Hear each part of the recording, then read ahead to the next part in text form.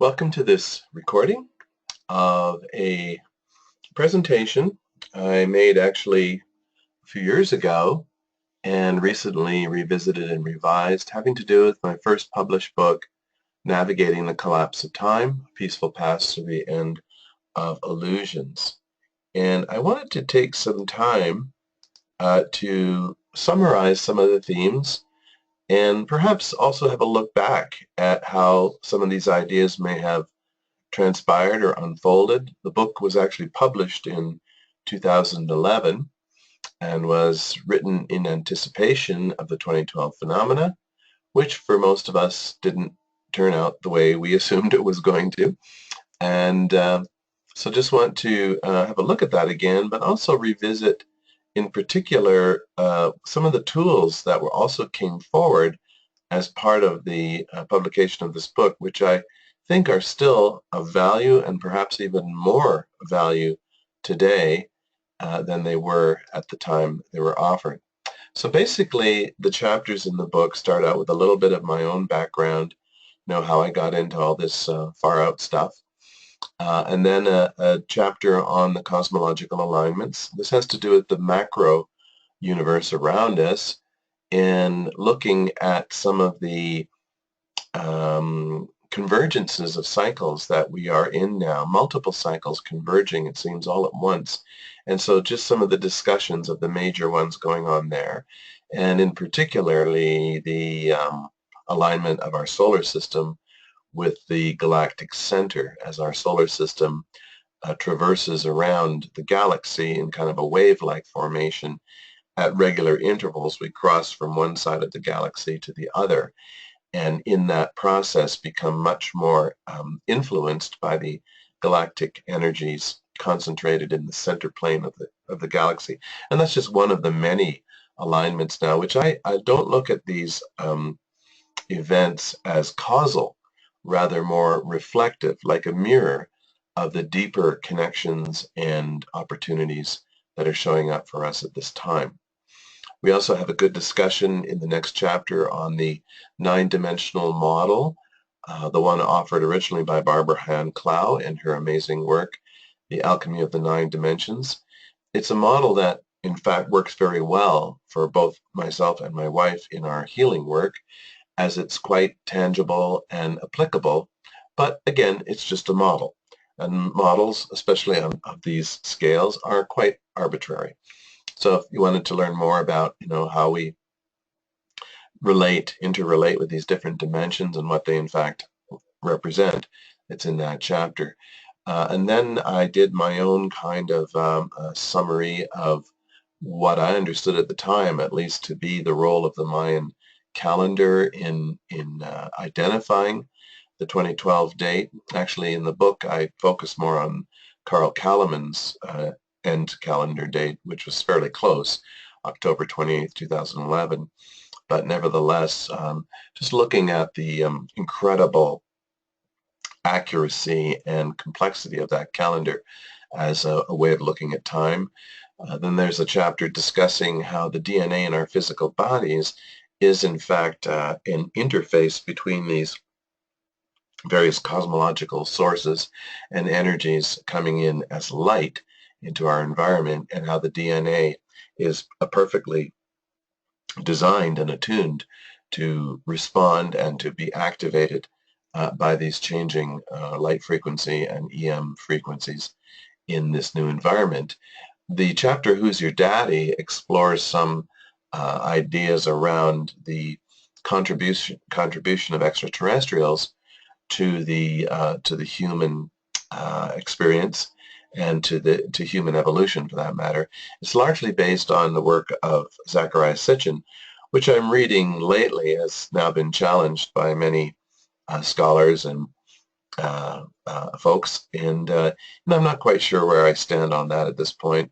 I think, for one thing, the way skepticism tends to work is we find if we're already predisposed to rejecting a story, for example, all it takes is one flaw in the story for us to justify throwing the whole thing out. So I don't think Sitchin's work was necessarily, all bound for the trash bin. He may have been off in a few areas, but the general idea and the general principles behind his work, I think, just intuitively and from what other researchers have come up with, seems to make a lot of sense. There's also a section on practical things you can do, and then what I called book 2 here is actually the final section of the book, and it's where we go into the symbols that were given as a roadmap to our own deepening and awakening at this time. So we're going to be focusing mostly on the symbols on this recording here, because as I mentioned, I think they're still a viable tool for not only helping us appreciate concepts that are perhaps beyond the scope of our experience or the limits of understanding, as images tend to do that. They speak a deeper, on a more primordial level, you might say, but also a very practical tool for meditation and for moving with the energies rather than feeling we're on the outside of them or somehow a victim to energies beyond our comprehension or control. These symbols, in a way, give us an access point to be participants, and in that sense, fulfilling the Mayan promise that at 2012, humanity would begin to awaken to our role, and this is in quotes now, as conscious co-creators of realities. This is their prediction of what this time, this change in timelines would actually represent. And this is inferring a massive humanity awakening experience where all of a sudden we get it. It clicks on a collective level that the world is in our minds, and the ideas and the beliefs and the thoughts and memories that we identify with are in fact how we are creating our ongoing experience. And knowing that consciously, we can begin to consciously turn our minds in the direction of what we truly want, which is, of course, a world of peace and plenty for all. So again, the mind is really operates as a theater of images. We in the West, in the modern world, we have compressed many of these images into words and language. But even when we speak a word, we're really speaking an image of an image. You know, when I say the word apple, that's just a sound, but automatically in our minds, we get a picture of what an apple looks like, and then we can converse on that topic using the word apple as the stand-in for the object, so to speak. So, but when it really comes down to it, you know, what we choose to perceive and how we choose to communicate or label that thing is really up to us. It's we are the ones that give meaning, in other words, to our experience. The experiences we have, whether on a personal or collective or cosmic scale for that matter, do not come with interpretations. They just come as experiences, and it's up to us to interpret and give meaning to that experience. If the meaning we gave in the past to a particular experience is no longer serving us or is contributing to limitation, then we're absolutely free to give our experiences new meanings. And again, the symbols are, you might say, a roadmap to the complete collapse of our belief in time altogether. Time has been described as the final illusion, and it is a construct of the mind. Again, we're talking about ourselves as the source of our experience, not the outer world or laws and rules that we inherited. No, we're talking about ourselves as really at the level of cause, and everything else around us is operating on the level of effect. This is a really big turnaround in understanding. I call it flipping in, when finally one day, and this is inevitable for all of us, one day we get it. Oh my gosh, the world only has the meaning that I have given it, and that I am the source of my experience of everything outside myself.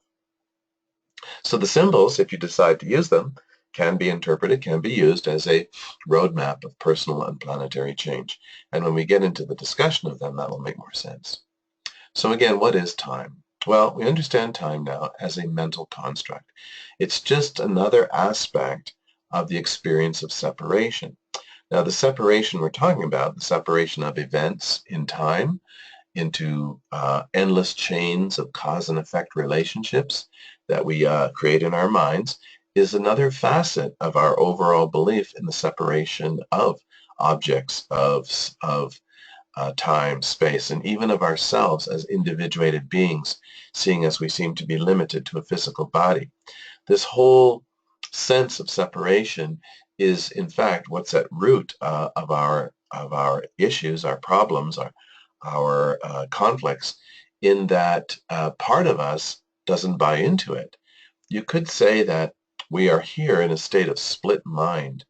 The mind that is still connected with our original state of oneness of all that is still, you might say, cognizant of that prime reality, although our memory of that prime reality and what came before the experience of separation is very dim, because the part of our mind that bought into the experience of separation at the Big Bang, essentially, the terror and the guilt and all the results of that belief that separation in fact occurred has taken up so much of our attention that the divine spark for many of us is overlayered by layers and layers of the memory of suffering and all of this from separation. But I suppose the ultimate healing of that sense of separation, separation from source, separation from nature, separation from each other, the source of that is the belief that on some level we were actually able to pull that off. That separation is a prime reality. But from the perspective of oneness, and oneness implies no what's the word, exceptions. Oneness is the oneness of all that is. And if that is true, if oneness by oneness is still oneness, then even our experience here in separation must be occurring within a larger context of oneness. So again, this is a huge topic and I don't want to go overboard with it right now. But let's just suffice to say that this separation from which we all appear to suffer and the unconscious guilt underlying that, which is the root of all suffering, is in fact based on a false assumption that separation is in fact even possible. True reality is that oneness is oneness is oneness, and all of this is still operating within oneness. It's in the freedom of our creative minds that we chose the experience of separation and are now living in that experience. And yet perception, whether you're perceiving the oneness or you're perceiving the separation, it really has no reality other than that what we give it. Again, we are the ones constantly, moment by moment, interpreting our experiences and therefore giving it all the reality it has for us. Time has no reality, however, outside of perception. And meditators find this out. When you stop thinking, you stop the flow of time, literally. So time is a persistent collective illusion and an ideal environment, however, for us to learn to choose. In other words, it's through the experience of time that we learn the effects and results of our choices, and we learn to make different choices that bring different effects and different results, ultimately learning that the choice for love is the only one that brings us peace, and the only one that really makes sense as far as recovering from the illusion of time and separation. So these symbols, which we're going to get to right now, actually appeared to me in a meditation, in a flash. It was like a set of flashcards, like that. And they were so distinct, however, that I immediately wrote them down and then put the note aside. I remember I wrote it on the back of an envelope, and I put the envelope aside, and it wasn't until much later when I was looking at them that I realized that the symbols and the order that they were given, in fact, tells a story of our relationship with time. And so this was the first symbol in the series that showed up. And again, this was just over a matter of a few seconds. It was very quick. But I did feel it was significant, and I've never had an experience like that either before or after. So let's look at the first symbol and what that could possibly mean. Well, it's a symbol we actually see throughout history and throughout different cultures and nations, and has different meanings. For the Maya, this cross, this balanced cross, was the true cross of creation.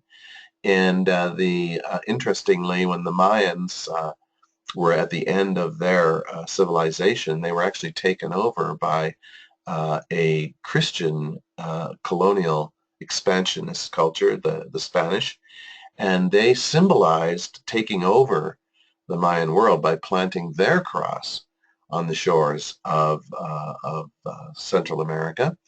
And the cross that they planted looked somewhat like this true cross of creation, but it was elongated on one end. So if you spin the true cross of creation, it's a balanced symbol, and it will maintain motion. If you spin the unbalanced cross of dualistic religion, it goes wonky. It's out of balance.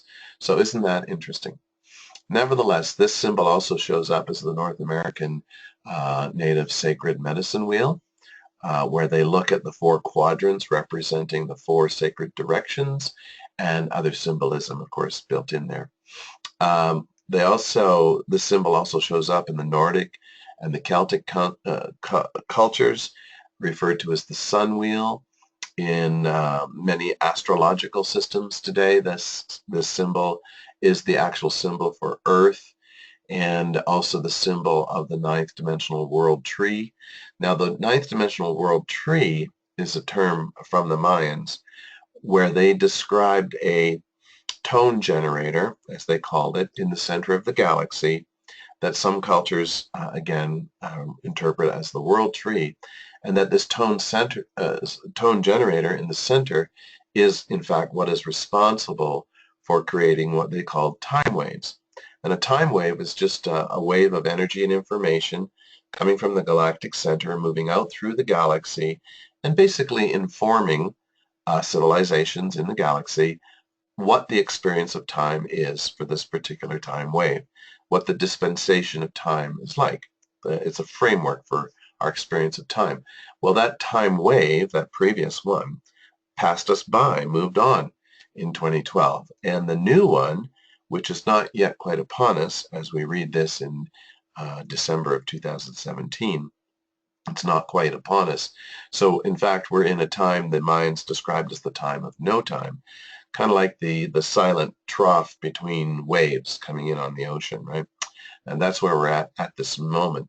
So nevertheless, here's a symbol that goes, all the way from, sacred medicine wheel and very earth-centered, all the way up to galactic inference as well. So basically, I would say this being the first symbol, we could think of it as the setup, kind of describing the temporal environment that we're in now. And the setup, of course, and what we have been experiencing up until recently, at least, is the dominance of dualistic time. What that means is that we have almost two contradictory forms of time coexisting, and the horizontal line of that image could be considered the symbol of horizontal time, and this is primarily how the past has been experienced. In horizontal time, it's a very linear concept of time. What that means is we see things in very discrete subsections of A causes B, causes C, causes D. Everything seems to flow in a line of linear cause and effect relationships, and it all seems to only flow in one direction, from the past to the future. So in that timeline, the bulk of time, the predominance of time in our minds, and remember it's our minds that are generating all of these experiences, is that the past and the future loom very large in horizontal time. They have a lot of weight. They take up a lot of our attention. As a matter of fact, whenever we are thinking, we are in fact revisiting the past. We're going to a past reference. All thought is past referenced. The only reason when I say the word apple, you have a sense in your mind what that might be is because in the past, that's what it meant. Now, as well as the future. So the future dominates in the horizontal time, by our worries and our fears. So we have regrets from the past and fears from the future, and all of it operating on the mental plane, taking us out of the present moment, sort of relegating the present moment, the now, which would be at that center point there where the two lines intersect, as pretty insignificant. Most of our experience of time, in other words, in horizontal time, is taken by our belief in past and future and our obsession with past and future to the neglect of this present moment. So we're going to call that ego time. Ego simply meaning the thought-made self. When our experiences and our ongoing day-to-day lives are dominated by thinking, we are dominated by horizontal time. Okay? Now, vertical time is of course, the line that goes up and down, is a model of time where we are no longer, how can I say, invested in the past or the future. We're actually more and more giving our attention to this moment. And when we truly achieve the awareness of vertical time, we realize that everything happens at once in the now, that now is the only time we truly experience, and that this now, thus, is a portal or a doorway out of time altogether, a portal to eternity, because it's only in this moment that we transcend linear time. Now, to bring this home, it's actually quite easy to prove this to ourselves and simply asking the question, prove that, in other words, vertical time is a more realistic model of time. Because if you think about whatever you were doing in the past, whether that was 5 minutes ago or 5 or 50 years ago for that matter, our experience, no matter where we put it in time, was always of this moment. You know, whatever it was you were doing 5 minutes ago, it was experienced as this moment. And when you get to the future, whether it's 5 minutes from now or 5 years from now, again, what will be your experience? Well, your experience will be this moment. So the only time we actually ever exist is in this moment. And all of our experiences, past, present, and future, are experiences of this moment. So think of that vertical timeline as simply a stretched out experience of this moment. And the ego mind, the thinking mind, the rational mind, is doing everything it can to prevent you from knowing this. Because recognizing that this moment is the only moment there is, in a way, says to the ego, I don't need you. I don't need reference to a past that doesn't exist outside of this moment. I don't need to think or worry or project into a future that's just going to show up as this moment again. I don't even need an ego. So what we do in vertical time, when we shift our attention to vertical time, is we transcend linear time and we transcend the limitations that we took on in the assumption of linear time as being our only choice and only reality.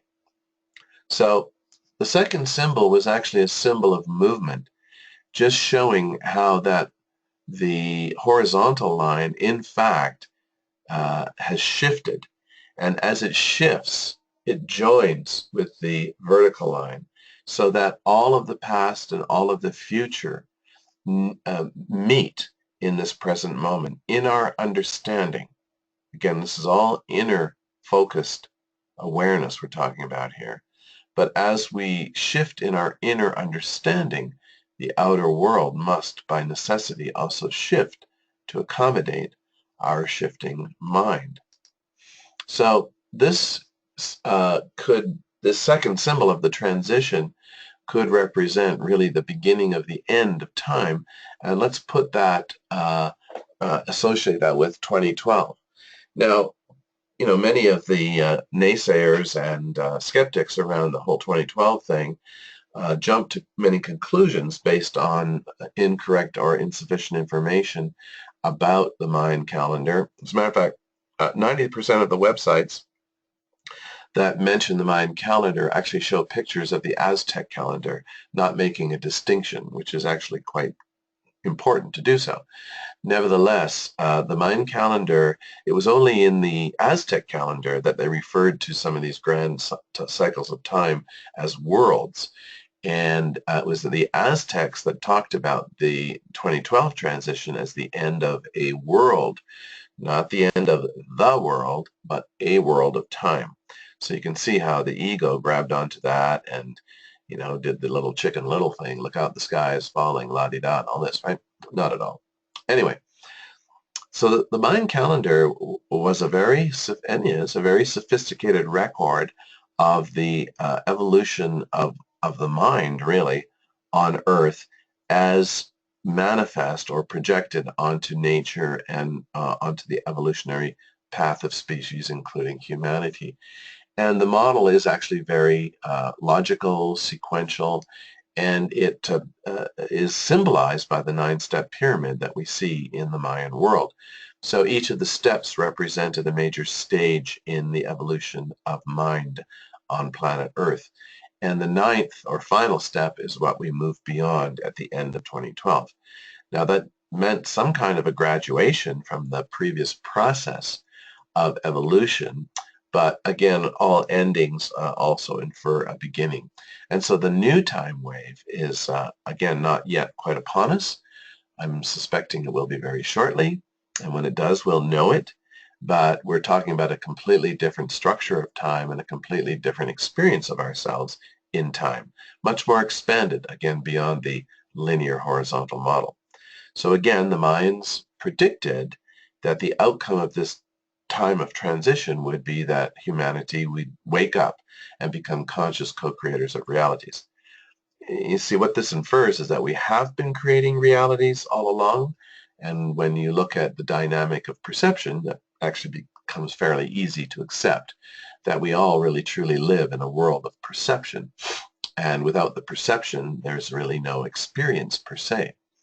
But we have been doing it unconsciously, driven by unconscious programming, beliefs, instincts, animal consciousness, that kind of thing. And so it's led to, you know, obviously a world of conflict and pain and war and separation, along with all the good stuff. So that's because we've simply been doing this, you know, creating our experiences through perception, but not aware that we're the ones that are doing it. You know, blaming somebody else, blaming the gods, blaming the Muslims, blaming anybody will do as to why my life isn't working. Well, it's not working because we haven't been creating it from a place of wide-eyed and open awareness, and also reclaiming our power, the power of the mind. So 2012 actually represented not so much the beginning of the new timeline, but the end of the previous one, and thus our release from repeating the past into the future. You know, we're absolutely free to do so, but the energy no longer demands that of us.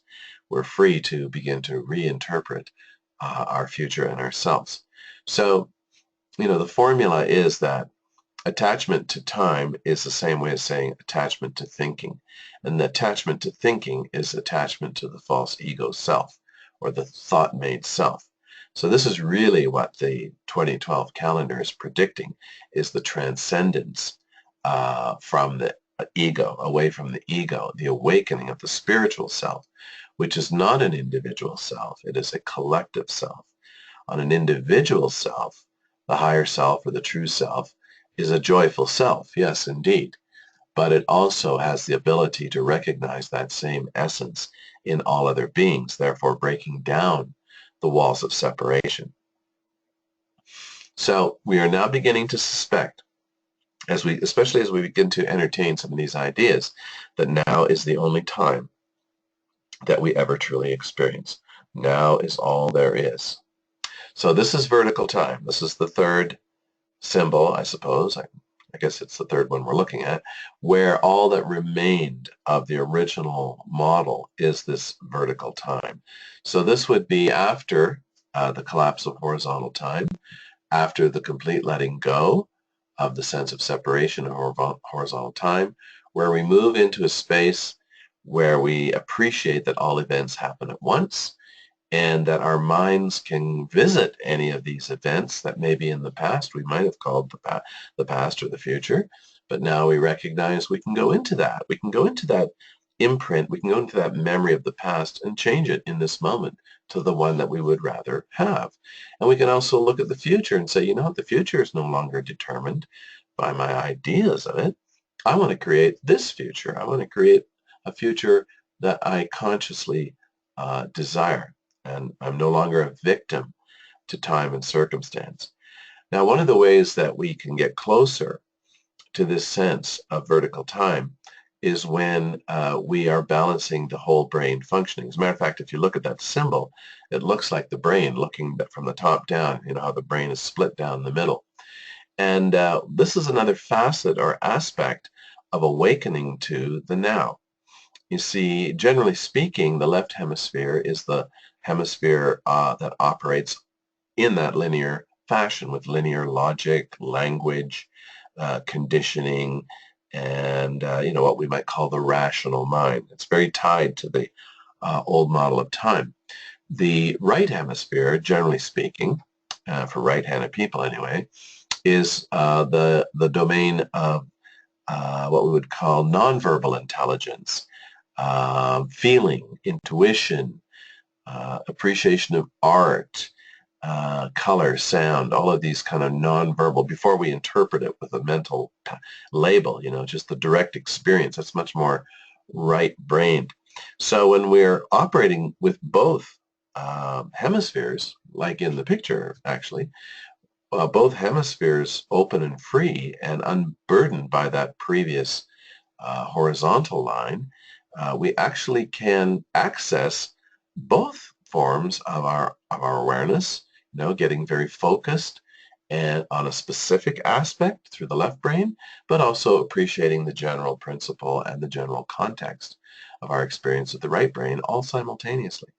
And this is where the separations begin to that we've created in our minds begin to reconcile. Instead of this or that kind of thinking, we move more into this and that. We can imagine situations where two sides of a story could be equally true. And so we begin to experience less and less conflict within our own thinking, and therefore the world around us also begins to reflect less and less conflict. So you could say that that previous time wave and linear thinking operates in the realm of duality. Duality is simply the belief in the coexistence of opposites. And although we do, in our thinking minds, take for granted that everything you can conceive of comes with its opposite, that in truth is not universally so, as there are dimensions, the fifth dimension in our model, where opposites and duality are no longer supported. Again, duality is seen for what it is, an artificial construct based in the belief of separation in time and space. And so as we begin to move into this more sense of the eternal now, we begin to lose, or I should say the world of duality begins to lose its grip on us. It's less sticky. And it frees us from the conditioned assumption that we have no choice but to repeat the patterns of the past. And we're talking not only on an individual level, you know, letting go of past conflicts and beliefs, limiting beliefs, etc., but we're also talking about an entire planet that is being freed from the confines of having to repeat the patterns of history.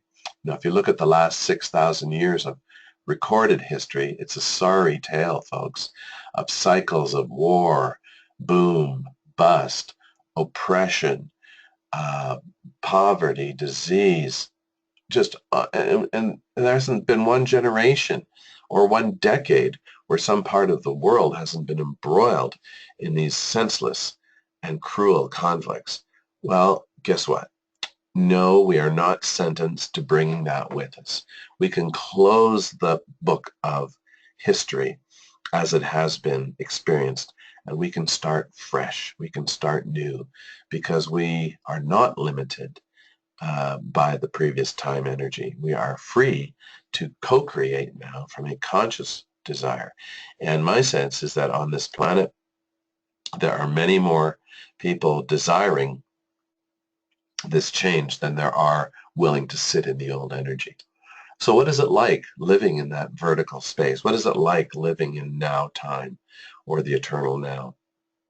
Well, time, which we still seem to experience, our bodies are still here, and we still have to, get to the airport on time. There's still a place for linear time, but it is no longer dominates our experience. And we start to move more into a general sense of enjoying each moment, recognizing the perfection of each moment, and recognizing each moment as occurring in the same moment as all other experiences. Therefore, we don't need to be anywhere else other than in this moment. And truth be known, we can't. This moment is our home. This moment is where we have full access to nonlinear intelligence and all knowledge. So we're talking about inspired thinking. We're talking about the freedom from having to struggle to understand our experience in this moment based on the roadmaps of the past. Rather, we can receive new roadmaps minute by minute that are possibly fresh and never before been seen, so that, again, we create a future that's not reflective of that old past. And in doing so, we can now, in this new freed up, much more intuitive sense of time, return to full personal and planetary potential. That's the great gift of this age, folks, is that we can turn the page on the past and actually begin to write a completely new story of Earth in the freedom of this new energy. Relationships will also benefit in vertical time as we no longer keep dredging the past into the present moment and use it as a defense against our own guilt and fear. And when I no longer desire to bring the past into my relationships, I'm fully free to enjoy them fully in the moment without any fear of the past or anticipation of the future. So getting to that point, it's not like we have to attain anything. It's not like we have to, learn something new to live in vertical time. It's more of a unlearning process, recognizing when we're giving our attention to the past or giving the past power over our present and future, recognizing when we're operating through pure conditioning and not in the freedom of our creative minds, and then stopping at that point of recognition and changing our minds or asking for inspiration. One of the greatest tools we have for living in this energy is the breath. The breath not only keeps your body going, but it also provides an ongoing anchor for your attention in this moment. And again, as we move into vertical time, we realize this moment is the only time there is, and it is also the time of your empowerment. You can't go to imaginary past or future and change your mind, but you can change your mind about it in the present, which is the only time, again, we ever experience. So there's much to learn and much to grow into, but most of it is recognizing our conditioning and realizing that's not what I choose. So the breath is your best ally in collapsing time, as your breath is always happening now. And if you give it your attention to your breath, your attention will also be in the now. And this collapses the past and the future into forever. All that's really required to do this is simply the will. And the will is an expression of your desire. You want something better for yourself. You're done with repeating the patterns of the past. You're done with this endless dance of, suffering and cycles. We're done with that. And you are free to direct your attention. And also simply your desire to free your mind. The mind is built, it's designed to create. And yet, as long as we're using it to perceive and judge and get stuck in our own perceptions, it's like we've got this beautiful diamond and we're using it as a paperweight. And we're completely undervaluing our minds when we live in linear time. So when we consciously direct our breath, it actually slows our thinking, helps us access higher states. We find our brain waves naturally harmonize and get into healthy alpha and theta states. This naturally reduces stress and increases the life force. So there's many, many payoffs, many, many benefits that are given when we give attention to the breath. The breath gives back way more than it asks, simply that we be aware of it. So think of your breath as a friend. It's always there. And, whenever you're stuck, feeling sad, feeling bored, feeling you're living in time. Whenever you're feeling afraid or anticipating and you're living in time, you're stuck in horizontal time, come back to the breath. Count your breaths if that helps, and move into the present moment, because in the present moment, your higher mind will remind you you are perfectly safe. You are perfectly free. You're whole. You are complete. And all these problems are simply in your imagination. So this is what happened in the third symbol. Third symbol was when the actual vertical time collapsed into a single point of time experience. So let's see what that could mean. So this, we'll call it the still point. And we just talked about, meditation and putting your attention on the breath, etc. If you devote yourself to these kinds of practices, and the reason they're called practices, by the way, is because they never work the first time. You have to practice them. It's like sitting down at the piano, and just because you want to, you think you can play a Mozart concerto. But just because you want to doesn't mean you are able to until you practice. That's right. Most of us have to practice these things. We've got a lifetime, and many lifetimes possibly, of mental conditioning to undo, lots of knots to untie, and in our attachment to time and space. So again, stick with these practices and know that ultimately you will master these areas and you will reap the rewards. But I suppose we could say when we devote ourselves to our own awakening, we have repurposed time. Time is no longer our prison. Time is no longer a limitation on our being. Rather, we're using it for another purpose, which is ultimately to escape from time. So the still point is when we actually get there, when we stop thinking, and it doesn't happen all at once. And your thinking mind is going to say, well, how am I going to survive? How am I going to get by? Da-di-da-di-da. There still might be movement. There still might be the movement of what we call thought, but it's not going to be invested.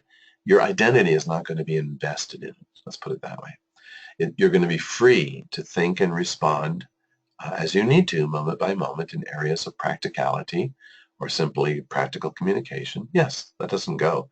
But it no longer defines us. We're no longer energetically caught up in the thinking process.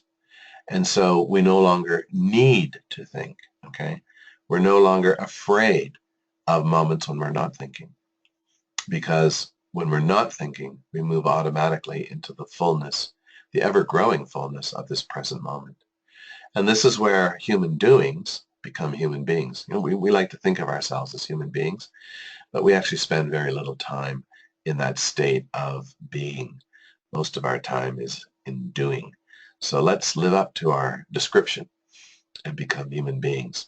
And this was what it was like, not entirely, but somewhat, when we move into those states, and it's like your thinking stops, but your awareness grows.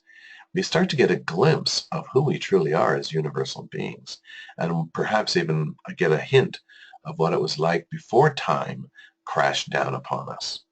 So the first thought was the thought of separation, where pure being gave way to imagining separation.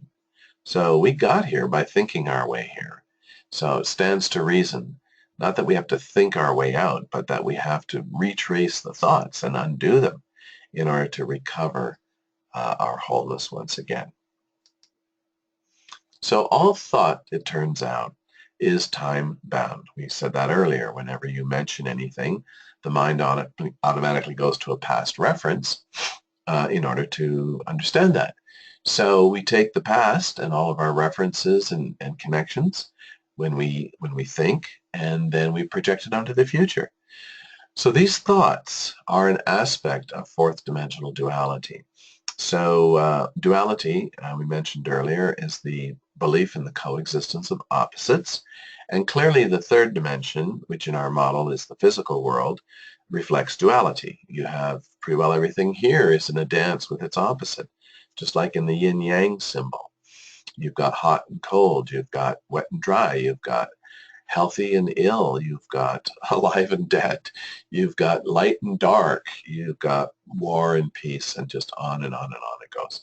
So it turns out that the fourth dimension, which is where our thoughts resonate, okay, it's the thought field or the realm of collective consciousness or the astral plane, if you like, it is also in that state of duality.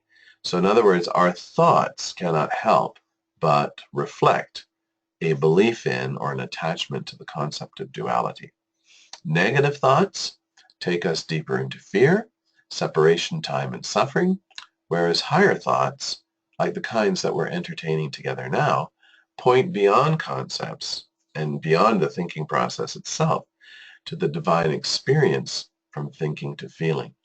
So the fifth dimension, and dimensions in the way we're discussing it here just mean different ranges of energy vibration.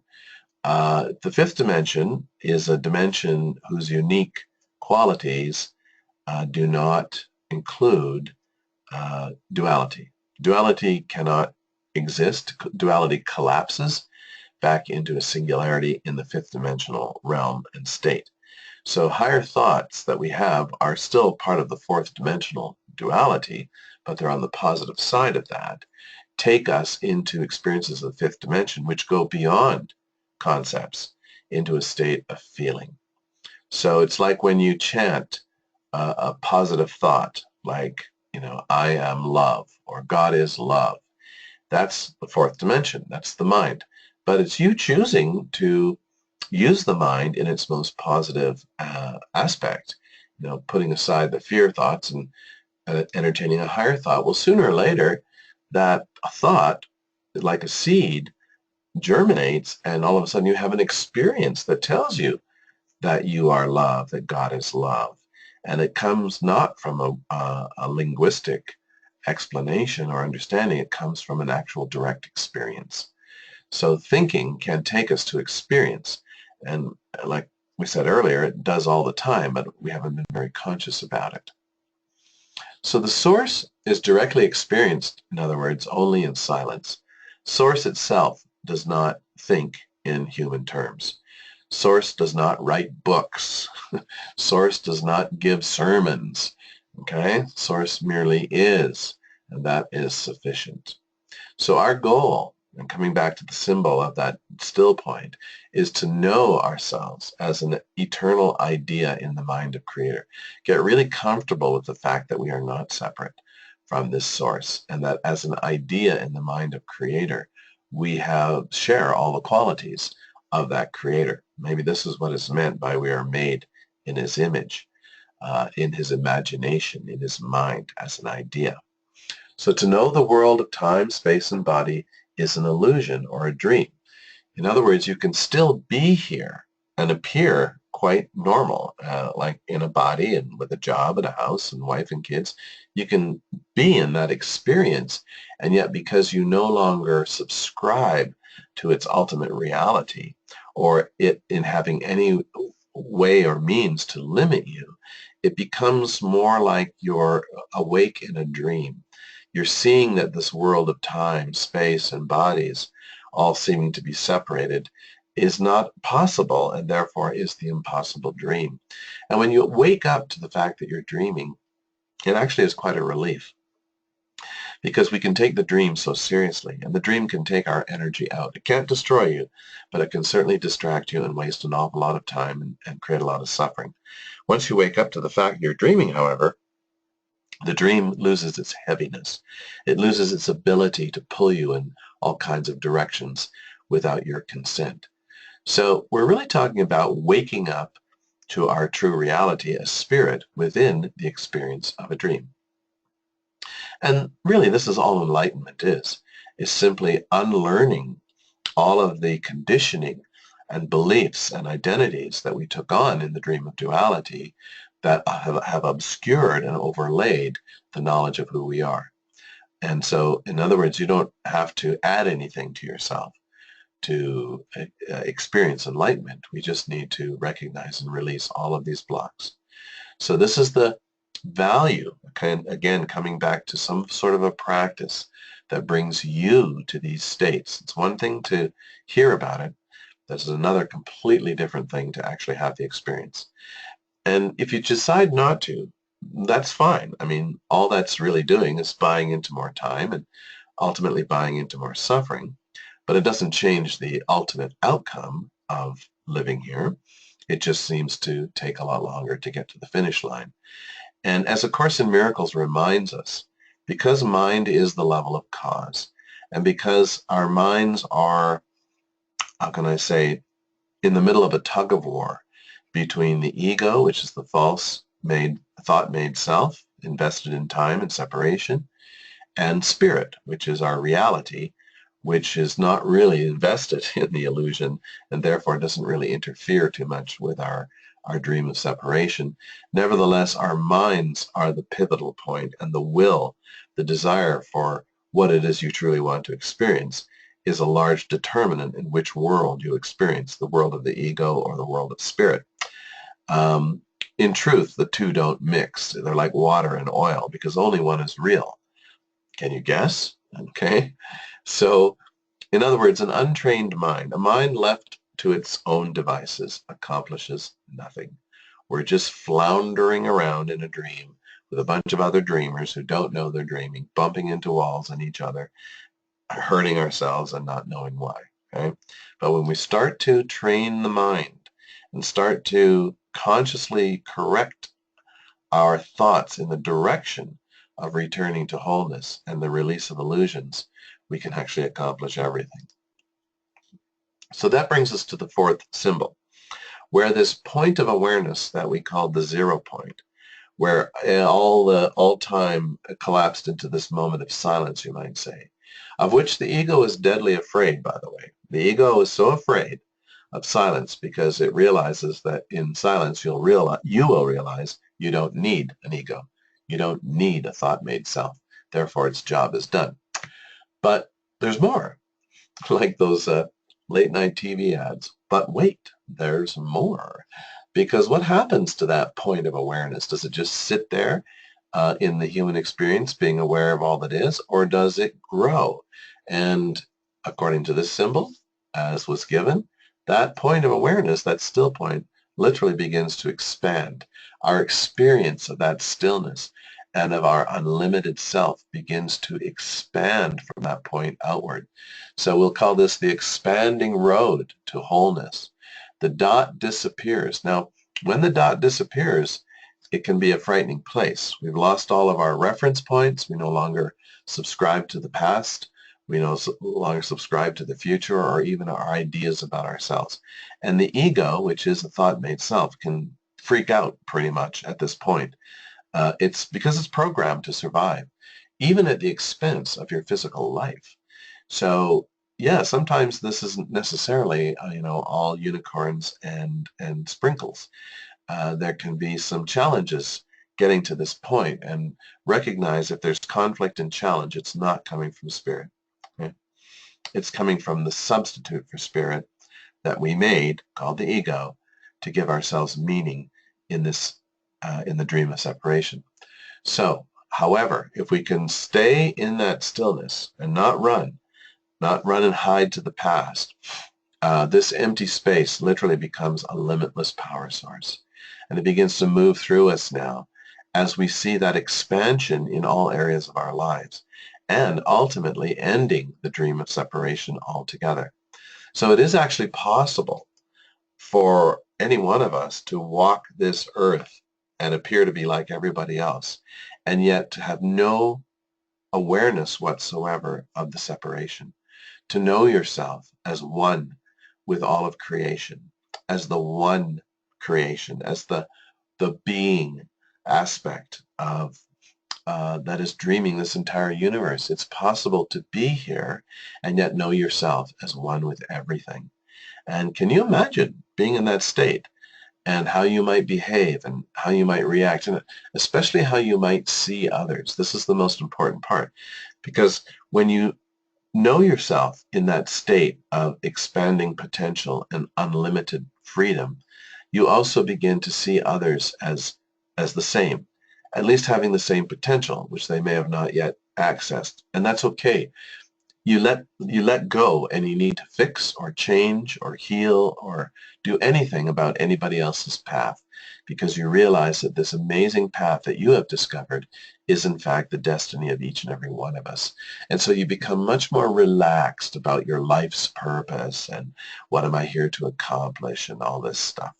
You become much more cognizant of the fact that your main gift is your state of being, that your state of being in this state of oneness and wholeness is in and of itself a healing gift to the planet and to humanity. So we end the dream of separation as we expand our sense of the eternal now and allow that to grow and fill our hearts and minds into the birthing of a completely new way of being, from small self to the one self. Again, it's kind of, natural. The small self, the ego self, is like the seed, and it's thrown into the ground, and all it knows is darkness and coldness, and then one day a spark of life sparks and it starts to seek the light outside itself, and it knows exactly where to go to find that, towards the surface, right, towards the warmth, and then that life breaks out into a new world of daylight and nutrients and expression, and ultimately it matures and produces more of the same.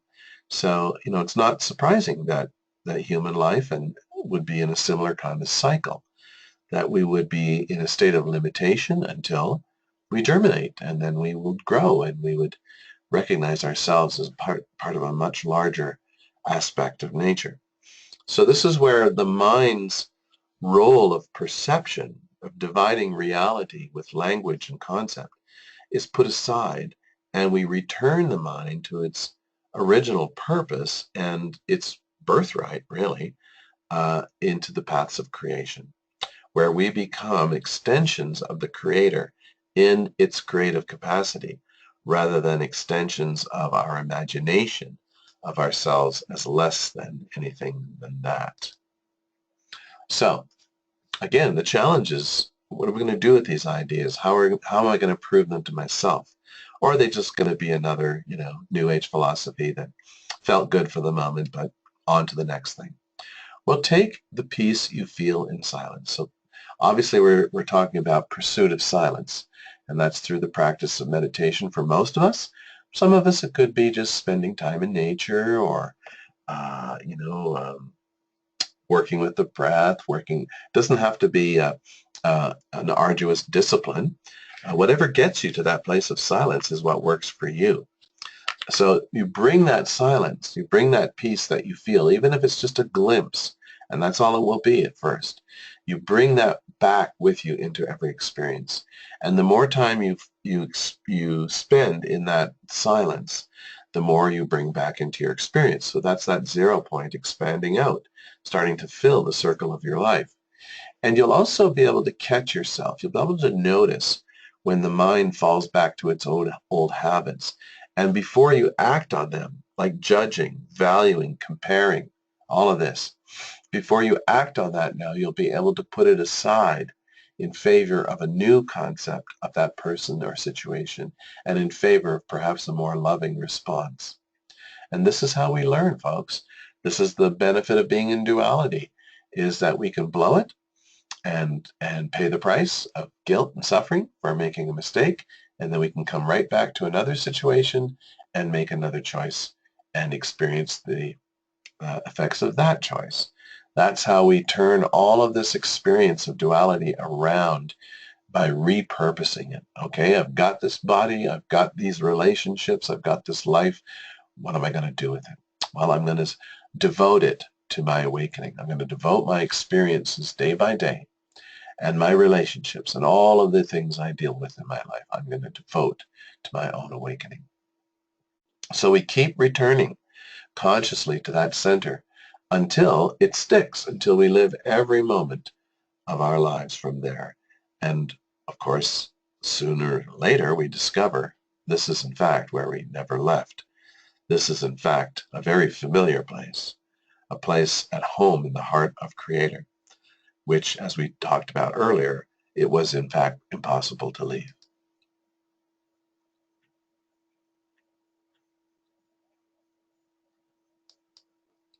So here we have the final symbol here. And this is the symbol that implies that that expansion of the peace, of the light that we discover in the place of stillness, in fact can take us beyond all limitations, beyond all concepts of the self, beyond all perceptions of the universe. Again, we're talking about infinite being. So the final frontier is this return to the self as one with all that is, where we started. The last vestige of separation is the belief that you and your source are separate, is healed. I think in the words of Jesus, one of the ways he expressed this was he came out and finally said, I and my Father are one. Now, he didn't say that to make himself special, but to communicate as best he could that this is the level of awareness that he had come to, where the final separation between himself and perfect love, perfect source, perfect creator had been in fact dissolved in his mind, and he'd returned to himself as an extension, perfectly created. And somewhere else in the Course it says that thoughts do not leave their source. When I have a thought, an idea, and I share it with you, it's not like because I gave it away, I no longer have it. It's still part of me, and now it's part of you. Well, if we're a thought of our Creator, then from that perspective, it can be said that we never left our source.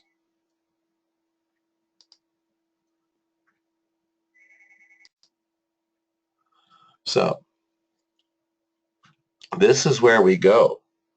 Ultimately, in our practice of silence, is we recognize that who we are exists in a state beyond all concepts, even the concept of the universe. And we begin to see, just as we learned in our lives, that the universe itself is a dream. And when we choose no longer to experience that dream, it simply disappears. And we move beyond all circles of limitation, with all conflicts forgiven. So where we go beyond that is anybody's guess. My personal feeling is that we created this universe out of an immature thought of separation. And perhaps we've learned through these 16 billion years or so that separation really, because it doesn't work, it actually resulted in a whole lot of suffering. And maybe the next time we create a universe, we'll create it from that understanding. Maybe we'll create a universe where it's no longer necessary to suffer through the experience of duality. Maybe we are junior creators, and this is our, play school, this universe. So anyway, here's the review of the symbols. And again, if you care to work with them in meditation, I would suggest that you jot them down, maybe put them on 3x5 cards. And with the understanding that we've started with, and of course what we've presented here tonight isn't the only, interpretation. Maybe you'll see something different in these symbols. It's a very simple model, and one that can lead you also in meditation to, deeper and deeper levels of experience. So thank you for attending, and again, you can read the book under discussion here. You can get it at Amazon and other online dealers, and you can also check out our website here, bluesunenergetics.net, to find out about our webinars and other teaching, as well as lining up personal sessions with myself and my wife, Irina. So thanks for attending, and we'll see you next time around.